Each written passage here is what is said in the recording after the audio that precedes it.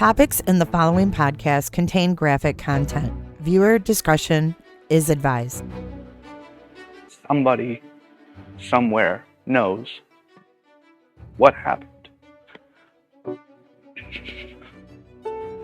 Or where Heather is.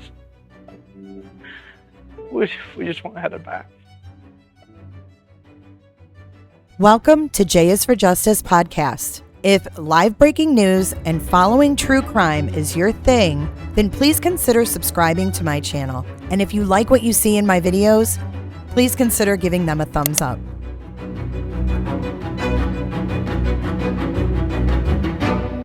Heather McDonald kissed her husband and 3 young daughters goodbye and headed out to visit a girlfriend. She never returned home. There's not a soul in the small, tight-knit town of Cartersville, Georgia, that believes Heather McDonald would simply walk away from her 3 young daughters and her adoring husband, Stephen. Stephen admits in the weeks leading up to Heather's mysterious disappearance, he couldn't help but notice a dark cloud brewing over his normally cheery wife. Heather worked part-time at a convenience store, but was mostly a full-time mom to her girls. So at first, Stephen thought she might just be exhausted. That was until something far more troubling transpired. She had gotten into some trouble with the law. She had pain medicine, a pain pill, and a nerve pill that weren't prescribed to her, said her husband.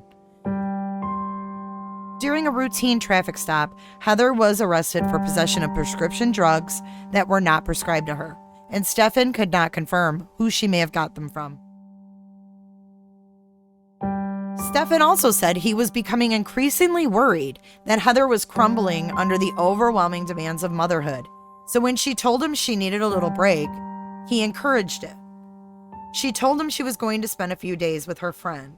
So on a Saturday afternoon, Heather loaded up a red Jeep Wrangler that he'd rented for her and headed to a girlfriend's house in the town of Acworth, Georgia. Stephen says he was under the impression that she was staying at this friend's house. The next morning, however, Stephen says he and Heather exchanged several texts, and Heather wanted to know what her girls were up to. I told her that we were going to clean house for a little bit and then go over to my friend's house to watch the Falcons game, said Stephen. He asked her what she was going to do for the day, and there was no reply. By Sunday evening, Stephen said he is actually angry with Heather for not returning any of his messages. He was heated because he's got all the kids. It's stressful, and so he vented a little bit of frustration via text, but he still didn't get a response from Heather. But by Monday, that anger turned into grave concern. So Stephen tracked down the number of Heather's girlfriend, and this is a call that still sends chills down Stephen's spine. He says, I quote, "She said she wasn't there and she had not been spending time with her. She was definitely not where she told me she was going to be." Stephen discovered Heather was in the town of Acworth, but she was staying at a different friend's house, a friend that raises some eyebrows. It was a guy friend, and Stephen says it was nobody she had intimacy or anything like that with. It was just a friend. Was Heather living a secret life behind her husband's back, or was she a young mom in crisis who willingly walked away from her little girls? Or was there something more dangerous going on? Stephen was about to get that answer. He heard a knock at the door, like a police knock, and he answered the door, and he said that a patrol officer found Heather's Jeep at a local hotel. And it was a local hotel that had a reputation as a no-tell motel. I asked him if he found my wife as well, and he said no, said Stephen. The Cartersville police, Lieutenant Michael Bedekoffer, says police did find Heather's rented red Jeep in the parking lot, her bags inside, the door wide open, and the keys on the ground. The only things missing are Heather. And according to Stephen, her cell phone. Cops look at every possible lead in person. They questioned Stephen and that mysterious man Stephen says Heather was staying with. They both do cooperate with police, but there's one thing they can't answer, and that's where's Heather. Then there was a possible break. Heather's younger sister, Madison, remembers a chilling conversation she had with Heather just weeks before she went missing. Heather was saying that people were following her. She would point out different cars and say she kept seeing them. Everywhere she went or when she would leave the house, she would see them. As weeks passed by, Heather's family started to pick apart everything and every person in their lives, trying to find answers. Police believe without a doubt something bad has happened to Heather. After weeks of investigation, police could still not determine if Heather was ever even at the hotel her Jeep was found at. It's been widely reported that cheap motels in and around Cartersville are hotbeds for drugs, prostitution, and sadly, human sex trafficking. I think she was either in the wrong place at the wrong time or got mixed up with some not good people and got put in a situation she could not get herself out of, said her husband, Stephen.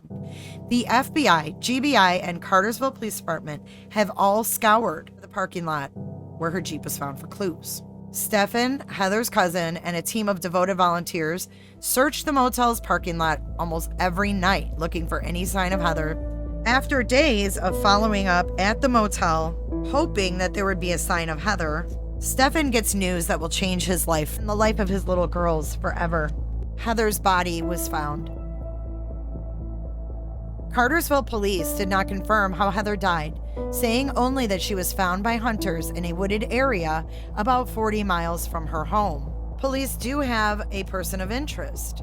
The U.S. Marshals confirmed that Richard Dale Hardin, a convicted child sex offender who spent 2 decades behind bars for enticing a minor, has been named an official person of interest in Heather's disappearance. It's been reported that Hardin befriended Heather's parents at church and even did some handyman work for her and Stephen around their house.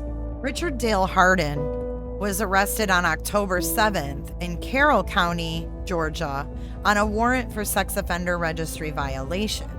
Now, fast forward to 2020, and Richard Dale Hardin has been arrested yet again in January of 2020 for false imprisonment of a 14-year-old or younger, aggravated assault, strangulation, and aggravated sodomy, commit sodomy with force and against person's will or person is less than 10 years old. At the time, December 3rd of 2017, Lieutenant Mike Bedekofer, the department's public information officer, released a brief statement on the investigation saying, quote, "The information related to the case has been collected and is being prepared for prosecution at this time. And as far as I can tell, he has never been charged in Heather's murder. Heather's murder remains unsolved and is still an open case in Cartersville, Georgia. And if you have any information on the murder of Heather Diane McDonald in Cartersville, Georgia on September 18th, 2016, call the Cartersville, Georgia Police Department at 770-607-6227.